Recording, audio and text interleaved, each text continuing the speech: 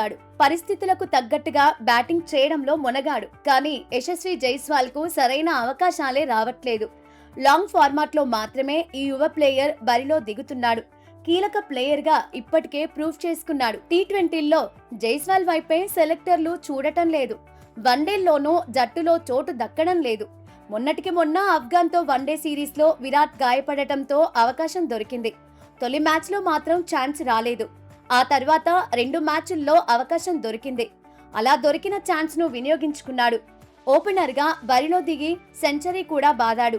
అయినా ఇంగ్లాండ్ తో one day series కు యశస్వి జైస్వాల్ ఎంపిక కాలేదు. దీంతో సెలెక్టర్లపై విమర్శలు పెరుగుతున్నాయి. ఇదే అంశంపై మాజీ క్రికెటర్ సంజయ్ మంజ్రేకర్ స్పందించాడు. రోహిత్ శర్మ, విరాట్ కోహ్లీ ప్రయోజనాల కోసం సెలెక్టర్లు నిర్ణయాలు తీసుకోవద్దన్నాడు. ఫ్యూచర్ ను దృష్టిలో పెట్టుకునే నిర్ణయాలు తీసుకోవాలన్నాడు. ఆటగాళ్ల వ్యక్తిగత ప్రయోజనాల కంటే జట్టు ప్రయోజనాలే ముఖ్యమన్నట్టుగా రియాక్ట్ అయ్యాడు. వచ్చిన అవకాశాలను జైస్వాల్ వినియోగించుకున్నాడని గుర్తు చేశాడు. ఇంగ్లాండ్ తో వన్డే సిరీస్ కు రోహిత్ ను ఎంపిక చేయడం పైన ప్రశంసలు గుప్పించాడు. వరల్డ్ కప్ వరకు ఆడించాలనుకుంటేనే హిట్ మ్యాన్ ను ఎంపిక చేయాలన్నాడు. రోహిత్ ను ఆడించకూడదనుకుంటే యువ ప్లేయర్లకు అవకాశం ఇవ్వాలన్నాడు. నిజానికి ఇప్పటి వరకు యశస్వి జైస్వాల్ మెరుగైన ప్రదర్శనే చేశాడు. ఆడిన 6 వన్డే మ్యాచ్ల్లో 116 పరుగులు సాధించాడు. ఇందులో 2 సెంచరీలు ఉన్నాయి.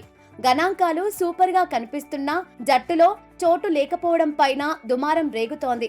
అయితే టాప్ ఆర్డర్ లో ఎవరైనా మ్యాచ్లకు దూరమైనప్పుడు జైస్వాల్ కు అవకాశాలు దొరుకుతున్నాయి. ఇప్పటికే వన్డే జట్టులో ఓపెనర్లుగా రోహిత్, శుభ్మన్ గిల్ ఆడుతున్నారు. వన్డౌన్ లో కోహ్లీ బరిలో దిగుతున్నాడు. టీ20ల్లో సంజు శాంసన్, అభిషేక్ శర్మ ఓపెనర్లుగా ఆడుతున్నారు. వన్డౌన్ లో ఈశాన్ బరిలో దిగుతున్నాడు. ఓపెనర్ రేస్ లోకి యశస్వి జైస్వాల్ కూడా వచ్చాడు. దీంతో వన్డేలతో పాటు టీ20ల్లోనూ యశస్వి జైస్వాల్ కు అవకాశం రావడం లేదు.